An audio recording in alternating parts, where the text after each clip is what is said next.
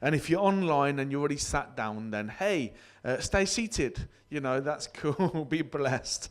So today we have a plan. We are last Sunday was the first Sunday of the month. That is still correct, isn't it? Yeah.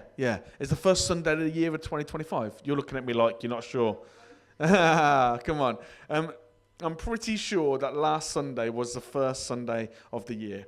And our team, which is quite small, but we want it to get bigger, got together and sat down. And I asked them, should we as a church have some goals for 2025? And I sort of encouraged us to start thinking about what would be good goals for 2025. As a church, obviously we have goals for ourselves, don't we? But then we also have goals as a church. And as an organisation, goals together, and was thinking about not only should we have some goals and what would those goals be, but how would we measure those goals? What goals can we have that are measurable? Because the best way, or one of the best ways, is to have a goal that you can say either I hit it or I don't. And if I don't hit it, then the question is, how can I hit it next time round? So, for example, I have a major goal in the gym. I have quite a big goal in the gym. My goal is to become one of the 1,000 Pound Club. Have any of you guys ever heard of the 1,000 Pound Club? No? Do you want to know what it is? Yes. Okay. The 1,000 Pound Club is people who can lift 1,000 pounds across 3 different exercises. Just so you know, that is chest press. Yeah, that is squatting. Oh, there we go, went down, got down as well, and I got back up again. My legs are still hurting from the other day, actually, so that was quite a feat. And then the other one is deadlifts, which is more like this. There you go, with a big fat weight on there, okay? So 1,000 pounds looks like essentially lifting like 250 kilos on a deadlift. So if you know, anyone know how much they weigh in kilos? You're not too sure? Okay, I weigh 90 kilos, yeah? So it's like me lifting 2.5 times my body weight off the ground, yeah? That's pretty cool, yeah? On the squats, my goal is 160 kilos, which is just over twice, no, hang on, it's almost twice my body weight, yeah? And then about 140 kilos on the chest press, on the bench press as we call it, okay? Now, believe it or not, if I just said that's my goal, after a couple of years, I would probably get a little bit downhearted because it's been a few years since I set 2 years since I set the goal, and let me tell you this, I'm not particularly close to it, right? However, it's still a goal because I have incremental goals leading up to it. So one of my goals recently was to lift 100 kilos, so that's just over my body weight, on the bench press. And this week I lifted 100 kilos on the bench press for 2 reps. Oh, I know. I'm not going to lie, there's not many people that can do that. Apparently, Elim told me yesterday that only 1% of people who attend a gym, that's just not people in the world, that's people who attend the gym, only 1% of them can lift 100 kilos on a bench press. I'm one of that 1%. That's pretty cool, isn't it? I still got 40 kilos left to lift, which is pretty heavy. But yeah, I hit a goal. That's good news, isn't it? About a year ago, I set myself a incremental goal of being able to lift 152 kilos on a deadlift. Guess how much I can lift? Come on. Anyone? Okay. You're all being you don't know what I'm on about. Okay. Anyway, I lifted 170 kilos. That's pretty cool, isn't it? I went way past it. And so the reason I set incremental goals leading up to my big goal is because if I can hit something, it spurs me on to hitting the next level. Yeah? We got it? So, for those of you who maybe don't set goals in your life, one of the reasons you might not set a goal is because you don't believe you can reach it. And so if you were to set a goal halfway up to that goal, then there might be a chance that you have it in your mind, I reckon I can reach this, yeah? And so this year, obviously, our big goal as a church is that none should perish. That's what we call our vision as a church. And the reason we have that is because in Peter's letter to the early church, he says that God's good and perfect will is that none should perish. Okay? That none should perish. So that should be our will. Yeah? Our goal. Our goal is that none should perish. So that's our big goal. But in order to get to that big goal, I think we need to set some smaller incremental goals as we get there. Does that make sense? Ones that are slightly easier to reach, So if the goal is that the 22,000 people in the Birchwood parish, as they call it, came to faith in Jesus, that seems almost impossible, doesn't it, when there's, 10 of us sat here, right? So that might seem like, oh my goodness, that's like, how would you even get there? What we're going to do to make that happen, all those sorts of things, right? But if we could set an incremental goal, maybe for 2025, that we wanted to reach, say, 10 of those people, then that would double the amount of people we're already reaching, right?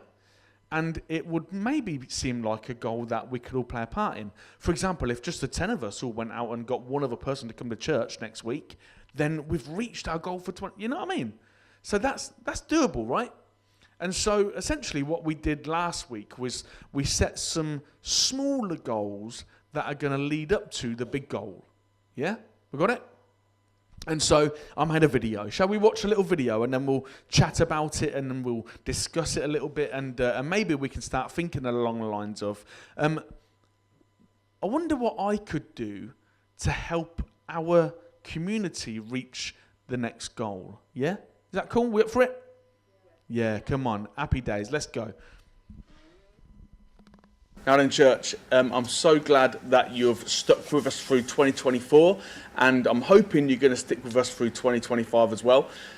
On Sunday, the first Sunday of January, we had a little get-together with loads of food and stuff, and we ate and we chatted and stuff, and there's a bunch of us folks from church who decided that it would be a good idea to come up with some goals for our church for 2025. And so I thought I would let you know what those goals are, and then maybe together we could start discussing and wondering and pondering how we can help them to come about, how we can achieve our goals as a church for 2025.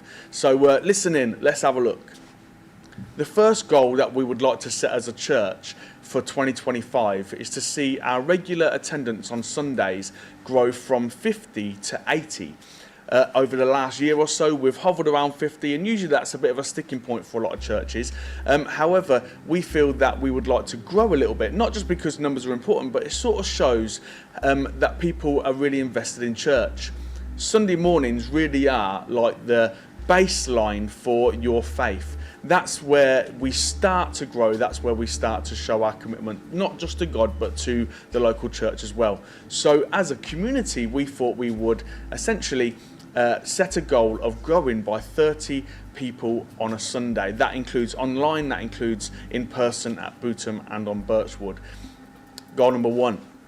Our second goal is to have people come into faith in Jesus. Now, that's something that we do reasonably well. In fact, during 2025, we believe that we had 35 people make a first-time commitment to follow Jesus, which is really cool and really good. It means that we're doing our job well in the community.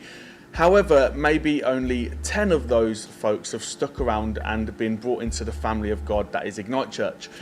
So, during 2025, we want to up our numbers a little bit in that area, and we want to improve in that area. So we would like to see 50 people make a first-time commitment to follow Jesus. And of those 50, I think, or we think as a church, that it would be really good if 25 people stuck around, which means an increase in the percentage of people that stick around after making a first-time commitment. Goal number 2. Goal number 3 is to have more people sign up to be a volunteer, not just to sign up, but also to be part of a rota as a volunteer. We currently have around 25 to 30 people signed up to be a volunteer in Ignite Church, and some of those folks don't even come to our church necessarily on Sundays, but we really value the community's input into what we do from week to week. As there are currently about 30 people that volunteer and are on rotas, we would like to increase that to 50 people on a rota as a volunteer. That means that more people are involved, more people are invested in the outreach, in the mission, in the growth of our church, and in what we do in a community. Goal number 3. Goal number 4 might seem even bigger than some of the things that we've done in the past. In fact, I don't think we've ever had a financial goal in Ignite Church. But goal number 4 is to be ready for the next step in looking to buy our own building, maybe a little chapel or something like that, that we can call home in the city. Now, we have our 2 community venues and we do church really well just here. But there are some folks who would like to see a cross up on the wall. Unfortunately, because this building is owned by the county council, we can't do that. And so there are some folks in our church who would like to be able to do things like have a cross on the wall, that would like to see maybe the church written on the outside of the building and things like that. And so we decided as a church that we would like to set ourselves a goal of being in the next place on that journey, to be able to start thinking about taking the next step. Now the question, I guess, would be, what does that look like? Well, essentially an old church building in Lincoln is probably about £230,000, which sounds like a lot of money, but it's actually the size of a sort of normal size house. And so to get that money, or to loan that money out, get a mortgage on a building like that, we would need to raise a hundredth of that each month. So that would look like raising another £2,300 a month. In order to both save some money for a deposit, but also to be able to say to the bank, hey, we look like we can afford this, we're looking at our monthly incomings. So I guess the goal really is to be in a place to be able to take the next step in that journey, which would mean increasing our incoming. But actually the big goal really is to have our own building that we would put a big cross on, and we would maybe have the church written on the outside, and we would be able to maybe have youth sleepovers and stuff like that. I know that's one of the things that the guys have been wanting to do. Goal number 4. During 2024, we have seen about 30 people attend a Bible-based course. That might be Alpha course, or our mentoring course, or Freedom in Christ.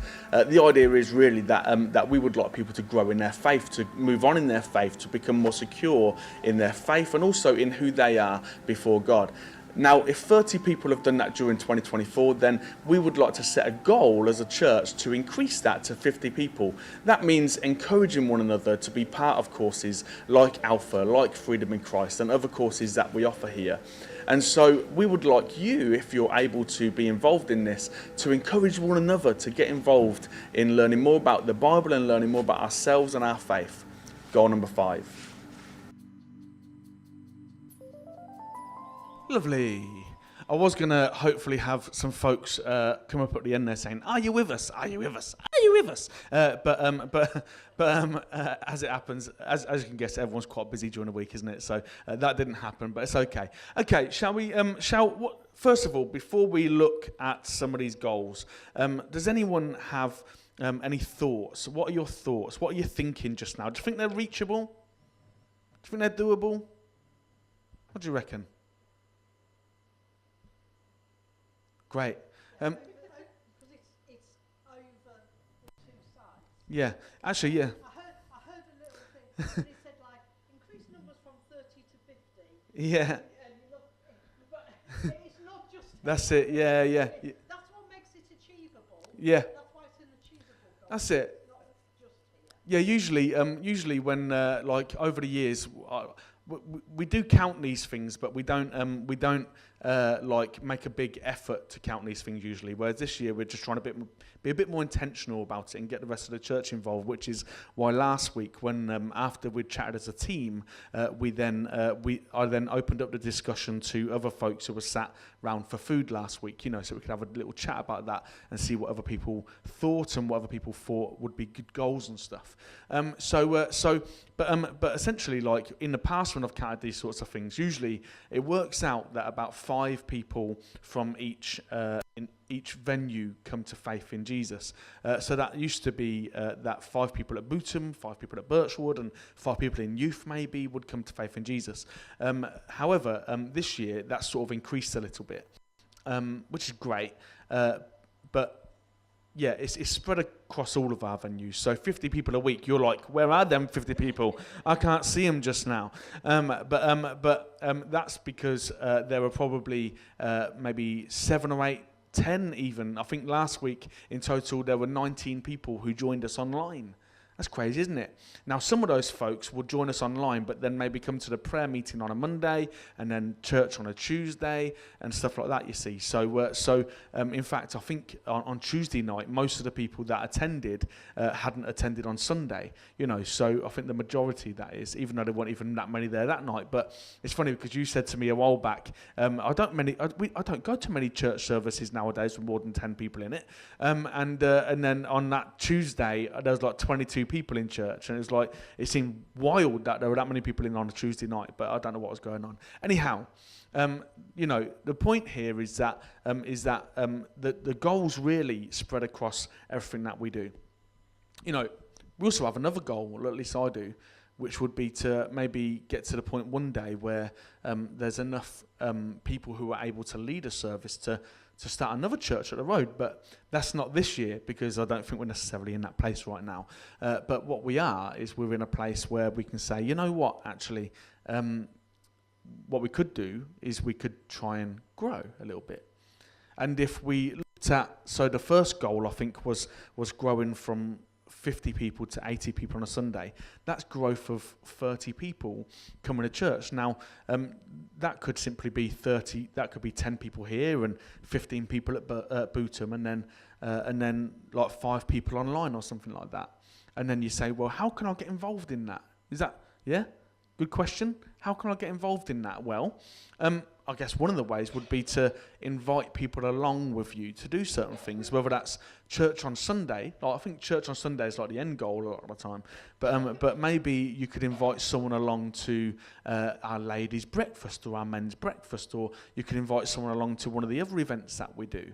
And that could be like the starting place. Maybe even invite someone along to have a cup of coffee on a Tuesday morning, for example, and just have them around the building means that essentially there's a chance that they might go, oh, it's quite comfortable in here, what else do you do in here, and things like that. And so just inviting people along to that sort of stuff. In terms of online growth, that's really, really simple. If you was to pop onto Facebook just now, you would see our church live stream. And there are in fact some people watching our church live stream. But if you popped onto Facebook and you might even type in Ignite Elim Church, if it comes up, and then there's a live stream just there on a Sunday morning. Oh no, yeah, you're getting your phone out now. Yeah. And then literally, like, if you were just to hit share. Now I've done that this morning. I've hit share. Oh look, there's loads of comments on there. Let's see who's on there with us. So we've got Julie and April. Hello guys. And then we've got Clive. Hello, Clive. How you doing? And then we also, more Julie and more April. But you can hit that share button and very simply share Jesus and our church with however many people you have on Facebook. Now, how many people do you have on Facebook? Do you have a few? 150 people on Facebook. How about yourself? No idea. I haven't even looked lately. Jean, I'm guessing you don't have Facebook? No, you don't have Facebook. And Barbara's not into it either. No, Barbara's like, no, too old for that, mate. But I have Facebook, and because I have lived in quite a few different places and people try and add me on Facebook, I've got like 3,000 friends or something on there. So when I share it, that gets spread out to 3,000 people. Now, that doesn't mean 3,000 people are going to like watch it, but what it does mean that maybe one or two might log on and go, there's Dazza. Hello, Dazza, you all right, mate? You know what I mean? And I have friends from like Northampton. My mum sometimes watches from up in Humberside, I think it is, or something like that. I don't know where she is.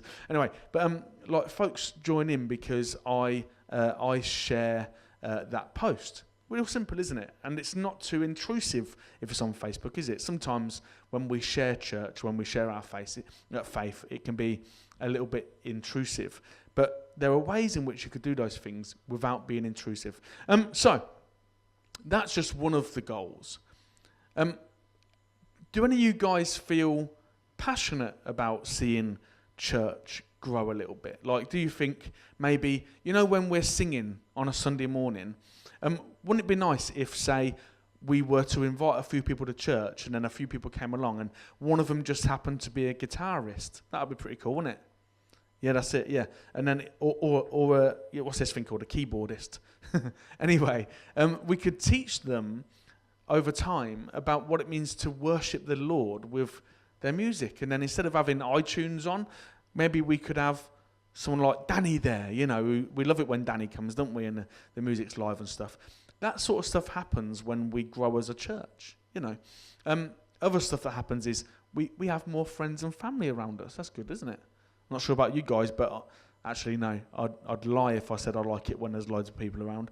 I'm a bit of an introvert, but there is something special about that moment when we're singing and you can hear a bunch of people around you and it's just not your voice only. Any of you guys been in that environment before?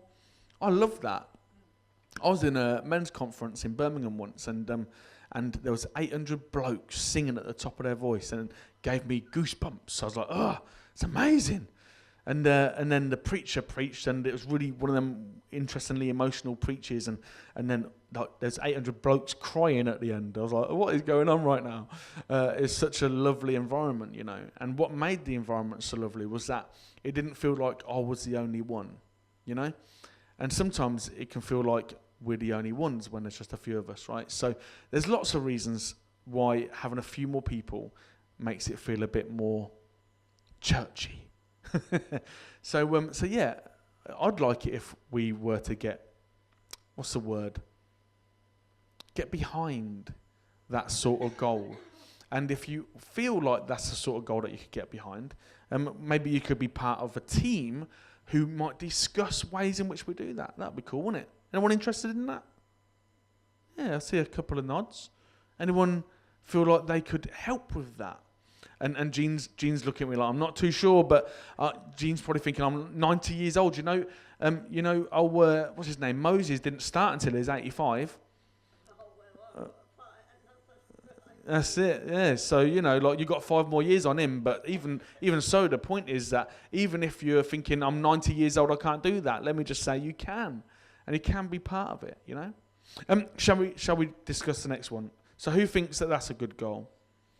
To have, grow as a church in terms of our regular attendance. Do we feel like that's a good goal? Yeah, there's a couple of nods. Yeah, that's a good goal. Okay. So the next goal was to grow our rate of first-time commitments to follow Jesus. Like I say, in the video, 35 people, I think, made a commitment for the first time to follow Jesus this year. And you might go, well, where are they? And I'm thinking, believe it or not, young Miller sent his testimony to me recently and said that it wasn't until this year, recently, that he chose to actually follow Jesus proper. That's really cool, isn't it? He's grown up in the church, but this year is for, actually, you know what? I'm going to be all in for God. I'm in. I'm fully in. I'm not just going to church because my parents do, but I am in. There's a young man called Callum who works with Adrian, who's maybe 18, 19 years old, and then Adrian invited him to come and play D&D with them on a Sunday evening, and then before you know it, Callum was coming to church, and then he came to Urban Wave, and then he made a commitment to follow Jesus at Urban Wave, and then got baptised at Urban Wave. That's pretty cool, isn't it? And some of you guys will know young Alex. Have you met young Alex yet? You'll know if you met him. He's quite loud. But Alex is passionate about Jesus, and he sends me text messages all the time. There were other folks that have come to faith this year. Can anyone think of anyone in the room who might have come to faith recently? Justine, yeah. Justine's a very recent person to make a commitment to follow Jesus and got baptised this year. You got baptised this year. You got baptised this year. William, yeah. And I think Henry as well. You said yes to following Jesus a little while back, didn't you? Is that right? Yeah. Not been baptised yet. Maybe we can do that at some point in the near future. Sort of. We normally baptise folks after 12, But yeah, we'll get there. But here's the point. Like even in the room today, there are people who have chosen to follow Jesus this year. And so you might think, oh, I don't see them people, but they're right here. And you see him on Tuesday, and you see him on Thursday, and you see him on other days of the week, They just might not be here right now. So I think, wouldn't it be good, Gene, if I said to you, how much better is life with Jesus? Would you say that coming to church and following Jesus has made life better? Yeah? Yeah? Yeah, the closeness and being around people as well, yeah. And so wouldn't it be nice to encourage lots of other folks to have that same like life experience and that growth and that, because I think lots of folks are missing out on that, And so to encourage folks to come to faith in Jesus, I think is a very admirable thing. I did well then with my words. And maybe some of you guys feel like you can really get behind that because you know that life just isn't as good when you're not following Jesus. You just know that. You've come to the point in your life where you're like, I just know that I was lonely, I was ashamed, felt guilty, I wasn't sure about my future. But now I am sure about my future. Now I'm not so lonely. Now I know more about the world and spiritual things. It seems like my faith and my life is growing. Maybe you're one of those people who can say, hey, you know what? I'd like other people to have that experience too. Yeah? That cool? You like that goal? Yeah, thanks, Angie. Anyone want to be involved in that goal? Yeah. You're not putting your hands up, but I can see you nodding. Okay.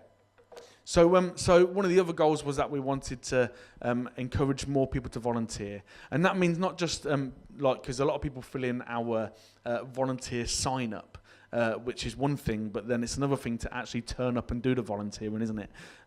So I think most of the people here actually serve on a volunteer rota in some degree. And so being on a rota means that we can then rely on you to come in and turn up. Now, that's quite a big thing as a church leader, as a community leader and a venue manager, to know that people are actually going to come in and turn up when they say they're going to turn up. That's quite important because essentially it means that we can then plan other stuff, So, for example, on Monday, I need to take Liam down to Heathrow. Is it? We're going to Heathrow. Is that right? And he needs a lift down there because he's flying off to America on Monday. I know. Now I wouldn't be able to do that if I didn't know for a fact that a certain someone was going to turn up to run the library on Monday because they're always there, consistently, always there. Do you know what her name is? Eileen. Eileen never lets us down, man. Like, she is on it. She never, ever lets us down. What's more, she takes on more responsibility. So me and Angie and Laura and Debs and Liam and Sophie and Adrian are going to our denomination's yearly leaders conference in May. And so we're going to be away for 3 days. Now, usually, if I needed the place looking after, guess who I'd ask? Angie or Debs, most likely, or Sophie. And so this time, all those people are away with me. So who's going to look after the place? Eileen. Yeah, Eileen said, yeah, well, I'll do that. I don't mind. I said, you can take the Monday off because I'll be around on the Monday because it's Tuesday to Thursday we're away. And she was like, oh, it's all right. I'll do all 4 days. I'm like, blooming heck, Eileen. So I'm going to buy her a gift because, that's nice, isn't it? That we can rely on her to have a set of keys to come in and unlock and to just get on with the job and be there. She's going to be there unless... Obviously, she's ill, in which case we're a bit stuffed. But Eileen, still even turns up when she's ill because she's that committed. That's good, isn't it? Jean's been in this week when she's ill as well because she's committed. And we need more committed people so that we can make bigger plans in order to see some of these other goals take place and to be realised, I guess. And so I know everyone, or most people here already, are on some sort of rota, but maybe... if you're not on a rota, maybe this could be the week where you go, I'll be on a rota. I'll do this time slot every week without fail. And that could be on a Sunday or a Tuesday or a Thursday, whatever floats your boat. If we had decent people on rotas, maybe we could even think about starting a youth club or something in here. That would be cool, wouldn't it? But we need some folks who are committed to that first. Okay, good goal? Yeah, good goal. Good goal, good God. Okay. Goal number 4 was, and this is an interesting one because I'm not sure how you guys feel about this, but I constantly get nagged about us guys having our own building. Personally, I really like this place. I think this is a lovely setting. Maybe we can get one day some nice drapes or something to cover up the books, but that is not a big issue to me. We've worshipped in a little building in St Giles before, where they had infrared heating, which means actually it's not proper heating. It heats up your body, but it doesn't heat up the air. And so we were doing this carol service, and our hands were warm and stuff, but you could still see like steam coming out of you, out of your mouth. It's such a weird building. And so this one's quite nice in respect to that. I really enjoy this space. I really enjoy being in Bootham as well. But some folks in our church, and I guess me a little bit, would like the opportunity to have somewhere that we just called home, like a forever home, because, you know, this place is up for its lease again in a year's time. If we don't get that, we'll be homeless. That'd be crazy, wouldn't it? I don't think that's going to happen. I think the county council will want us to keep it. But if we didn't get it for whatever reason, or if there's a stumbling block somewhere, then we would be homeless. And so knowing that we have a place that is totally our own and is our own building would mean that we would never be homeless again, even if it was a small one. And so on top of that, you know, there are no Christian articles around here. I'm not sure if you noticed that. This is obviously, that goes away during the week. But one of the things that we'd like to do is maybe have something that says, hey, by the way, this is a church. You know, people often say, is it a library? And I'm like, yeah, it's a library. And then another day I say, is it a church? And I say, yeah, it's a church. And then they'll say, is it a cafe? Yeah, it's a cafe. But essentially, wouldn't it be nice for people to go, that's the church, rather than is it this, is it that, is it this, is it that? It'd be lovely if one day there was a place that we could call home. And also, like I said earlier on in the video, there is the whole thing of youth sleepovers and other things that we could do. One of the things that we weren't able to do for a while was have a bouncy castle out. If we had our own building, we'd set the rules. That'd be good, wouldn't it? We get the front door fixed. Yeah, exactly. If we had our own building, yeah, we'd have double glazing. You know, we'd have heating that works. You know, we'd have chairs that didn't need packing away every week. Maybe, I don't know, but you know, the point is that there'll be lots of things that we wouldn't be held back by. Again, that's a huge goal, though, right? Because I think I said in the video, you'd need another £2,300 at least every month coming in before we could even entertain that. And you're like, where do we get that from? I know, it's difficult, isn't it? Where do we get that from? And at this point, I'll probably say, you know, there's an offering bucket. That's been there. I've not emptied this for a few weeks. And I can tell you there's about 83p in shrapnel. That's the reason I don't empty it, because there's barely anything in there, and it actually costs more than 83p to get parking to take the 83p into the bank. So yeah, like we have an offering bucket, and you might say, well, I don't work, and so I've got nothing to give. That's fine. There's no obligation in that area, but maybe you could say, I do and would like to have our own building though. I would like to be part of that journey. What can I do? And so there are things and ways in which maybe you can help to raise some funds. Maybe you shave all your hair off, ladies. Anyone want to do that? Okay, all right. Jesus, like, no way, Jose. But do you know what I mean? Like, the point here is that there are ways and means to be part of that journey, even if you can't personally give financially. And that's fine. And this is just an opportunity for us to say, would you like to be involved in that? Would you like to get behind that? And some people have loads of money, and they're like, yeah, I can give loads of money. Maybe there's some rich guy one day will join the church if we're inviting everyone to church, and then he'll be like, I really like your idea. Here's $100,000. That'll be lovely. By the way, that happens. Did you know that sort of stuff happens randomly? People leave money to the church in their wills. People leave money to the church or just give money to the church sometimes randomly. I know of a church in Norwich once where a guy who was a millionaire was like, yeah, I've got a spare £1 million, let's do something. You know what I mean? Can you imagine that? £1 million round here, get 4 of them. You know what I mean? It'd be crazy, wouldn't it? £1 million, you could get a building like this and then turn that room over there and all into big soft play thing with slides and all sorts and, you know, all that sort of stuff. Not that we need to do that, but I'm just saying that's what you could do. if some random rich guy rocked up and decided that he wanted to get behind us. But maybe we've not got a random rich guy. Maybe we've got the ability to try and promote our little cafe over there, which on a good week makes £10 profit. On a slow week, it makes nothing. But on a really good week, if everyone got behind it, maybe it could make £100. That'd be cool, wouldn't it? That would take us up a notch. In fact, if it was £100 a week, then that's like £400 a month, isn't it? So that's a quarter, is that right? Almost a quarter of the amount we'd need to raise. How can you get behind something like that? Anyway, there's lots of ways in which you can do that. The final thing on here, the final one of these goals, and we will the discussion's not going particularly quick at the moment, is it? Okay, but but we can discuss some more afterwards, I'm sure, when the camera's not on. I'm just going to look on our live stream as well, because no doubt there's some folks who are saying some stuff on there.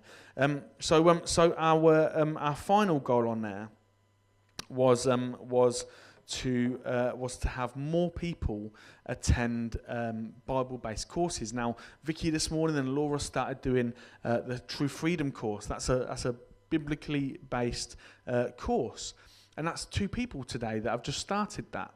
You know, so if our goal is to go from what did I say, 30 to 50? Is that correct? I think it was correct. Is that correct? Yeah, I'm pretty sure it's correct. 30 to 50 people attending a Bible-based course. I think, who's done the Alpha course this year? You've done the Alpha course? You've done the Alpha course, yeah? You did a bit of the Alpha course, didn't you? Yeah, you didn't manage to finish it. But again, like, you could do it again and finish it. And not just do it again and finish it, but you could invite a friend or 2 to that. And maybe if we did the Alpha course again, you guys might have a friend who you can invite, you know? And then we're hitting 2 goals at once, haven't we? More people coming along, and I get to grow in my faith again and get to have a refresher in that area. But the point is, even in this church this year, I think Justine's also done the Alpha course, and you guys have also done the mentoring course, is that right? Yeah. And so, like, there's like 6 of you, I think, at least. Oh, and Freedom in Christ. Who started the Freedom in Christ course? You guys have been part of that. And there's another, like, I don't know, Jean's been on it with that. About 16 people have done that this year. That's crazy, isn't it? Halfway through. And so,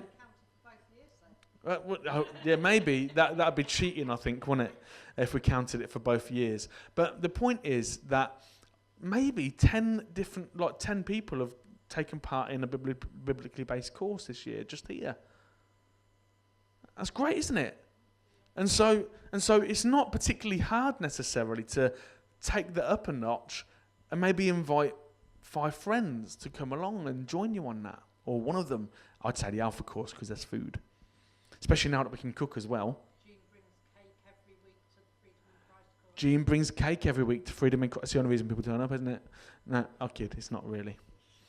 But here's the point, like, all this stuff takes us all being in it together, and it also takes us being, I guess, passionate about this church and being on board about the growth of this church and moving this church to the next place. Now, obviously, some people really struggle with massive crowds, and we're not saying we want to grow to a massive crowd. We're saying we want to find ways to grow numerically a little bit so that more things can be done. Wouldn't it be lovely if we had a kids' church? Yeah, that would be good news, wouldn't it, if we had a kids' church with some kids teaching and kids colouring and stuff? Now, if we had that running today, there'd be 2 people in the room because everyone else would be running kids' church, wouldn't they? But if we want more families to come, you need to provide that sort of stuff. And so by having more people around means that we can do more things in our church and for the community. And our church could grow. That doesn't mean we have to grow to the point where it gets scary to be around it. It just means that it'd be nice to be able to do more here on a Sunday. And have a slightly more churchy experience of church maybe on a Sunday. Maybe. I think this is quite church as it is. The point is that there are ways and means for us to go to the next level. And I'm asking you guys, I'm looking around the room, I'm looking in everyone's eyes, Are you with us? Do you want to join in? Are you the us? You know? Because ideally, we'd like it if everyone decided, I reckon I can help with that particular goal. And then we can chat and we can work it out. Last week, I was asking about goals, and some people, not naming the names, Angie, kept on talking about how we reached the goals. Thanks, Barbara. Started talking about how we can reach the goals before we'd even set the goals. But that discussion's going to happen, right? How do we reach the goals that we're setting ourselves? And then we can start discussing how we can play a part in each of those smaller things. But until then, the question hangs in the air. Are you with us? Or are you part of the us? And would you like to be part of the team or part of the group that invites other folks to come and be us? Lovely. With all that being said, we're going to worship again in a few moments. But before we do, I just wanted to see if anyone had any thoughts. Obviously, we can discuss it some more later on, that's fine. But what are your thoughts? Do you think that's difficult? Do you think those goals are difficult? Do you reckon they're too big? Or you might think they're even too small, right? What do you think? Anyone want to say anything? It's a quiet day. I think they seem bigger for us here. Yep. Because we look around us and see. We're tempted to see how small we are in this building. Yep. Rather than how big our God is. Yeah. This is it. So it's tempting in this smaller church. You know, this is a newer church than the other one. And because of COVID and lots of other reasons, it hasn't necessarily grown to the same size as that yet. But, you know, once upon a time, 11 years ago, I would have been happy. I would have been over the moon if we had this down there. I would have been like, oh, we're growing. Because once upon a time, that had 5 people rock up, and sometimes 13. I remember our first Christmas down at Bootham.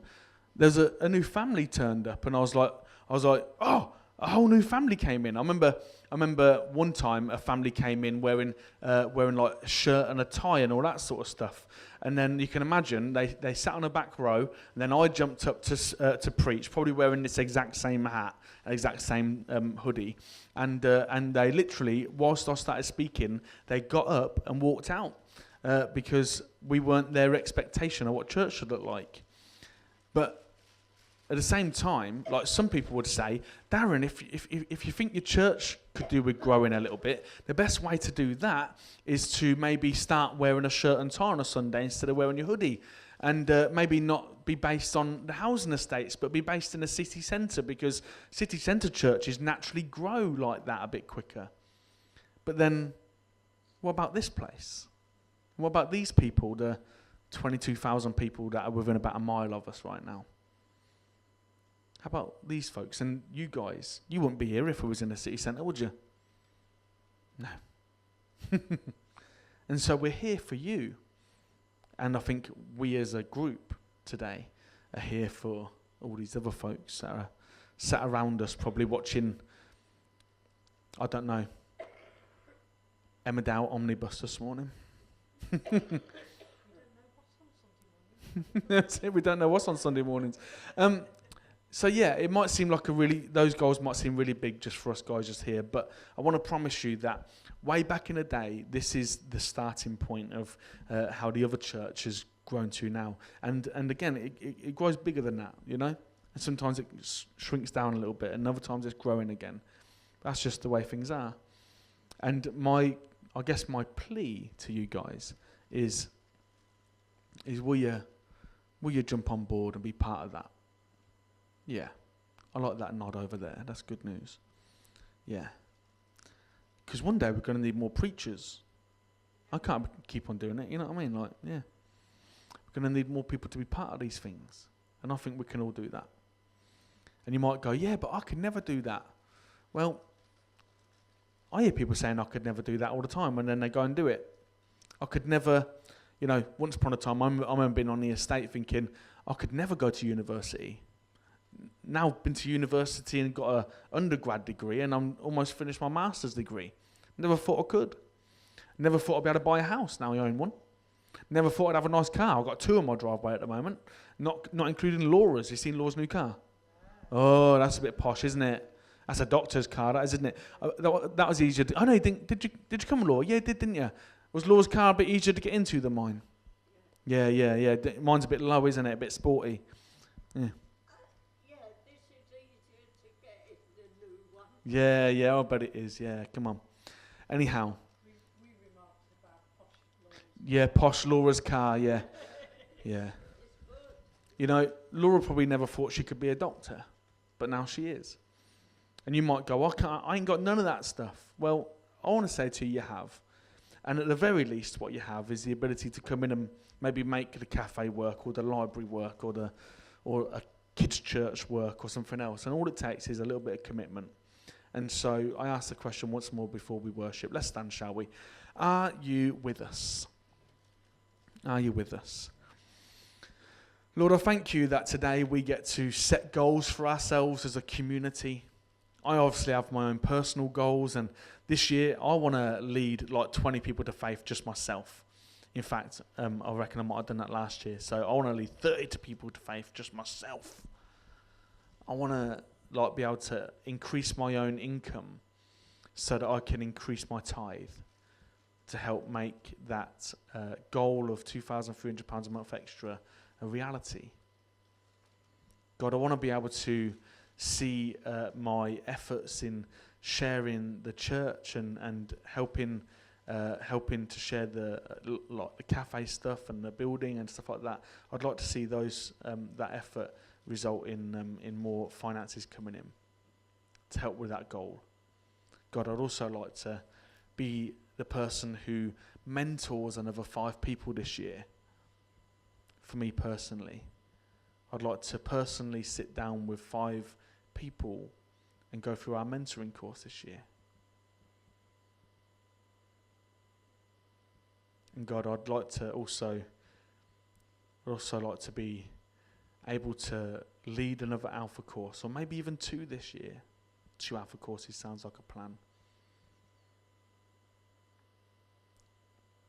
God, I'm committed to our joint goals for 2025.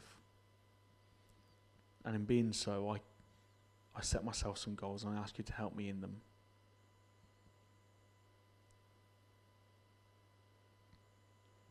God, I pray that you would encourage the folks in our church here on Birchwood to be bold in the goals that they set for themselves this year, whether they're personal goals or church goals. God, I pray, Lord, that you would help them to be bold and committed. Because deep down, I believe, and I believe your word says, that all of us have a responsibility to things. We all have a responsibility to safeguard vulnerable people. We all have a responsibility to share our faith. We all have a responsibility to grow personally and spiritually. Lord, I pray you'd let that sink into our hearts and spirits. In Jesus' name, amen.